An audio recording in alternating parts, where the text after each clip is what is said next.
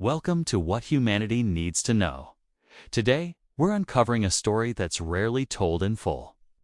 The idea that the current war in the Middle East isn't just about land or security, but about fulfilling a religious vision of taking promised land by force. And even worse, about summoning a false Messiah, Antichrist, through bloodshed. Stay with us, because understanding this plan means understanding a threat not just to the Middle East, but to the whole world. Part 1. The Promised Land Ideology. Let's start with what Israelis call the Promised Land. Hardline religious Zionists believe God promised them land stretching from the Nile to the Euphrates. You'll find maps online showing Israel swallowing all of Palestine, Jordan, Syria, Iraq, parts of Saudi Arabia, northern Egypt, even southern Turkey. This isn't hidden. Some Israeli schoolbooks and settler groups openly depict these borders. Part 2. A religious justification for conquest. How do they justify this?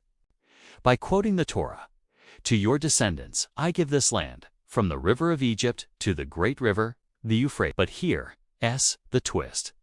Many ultra-Orthodox and nationalist Jews interpret this as a divine command to conquer these lands. Some rabbis openly argue that war and destruction are necessary steps to fulfill this promise. And Israeli politicians have echoed this idea. The Bible is our deed of ownership. Settler leaders demanding permanent annexation of the West Bank as Judea and Samaria. Part 3. War as a tool to summon the Messiah. This is where it gets truly dangerous. Among certain Messianic Jewish movements, there's a belief that the Messiah will not come peacefully. He will only arrive after war, chaos, and bloodshed. They see war as sacred, a tool to force God's hand. In other words, to make the Messiah come, they believe they must cleanse the land of idolaters and enemies. This isn't fringe. Israeli soldiers have shared images with biblical quotes, calling for the destruction of Amalek, the biblical enemy, ordered to be wiped out entirely. Part 4. The brutality of their methods. Look at how this ideology plays out today. Israeli forces bombing densely populated civilian areas. Children buried under rubble. And even more horrifying, Israeli social media and leaked soldier messages celebrating these deaths. Quotes like, "Flatten Gaza, kill them all. I love seeing dead Arab kids." These are not just words. They reflect a deep-seated belief that anyone standing in the way of this Promised Land project is subhuman and expendable. Part 5. Israel's Greater Israel Map. Let's be clear. This isn't just Gaza or the West Bank. The Promised Land map they share includes Egypt, Sinai, all of Jordan, large parts of Syria and Iraq, northern Saudi Arabia, and even the southern tip of Turkey. This plan cannot be achieved without war, which means their entire strategy relies on perpetual conflict and mass displacement or extermination of millions. Part 6. The Antichrist connection. Here's the part almost no one talks about. Many Jewish religious sources describe their coming Messiah as a conquering king who will kill non-believers. But from an Islamic perspective, this figure they await is not the true Messiah. It is the Deccal, the Antichrist. Islam teaches, in the end times, a deceptive figure will appear.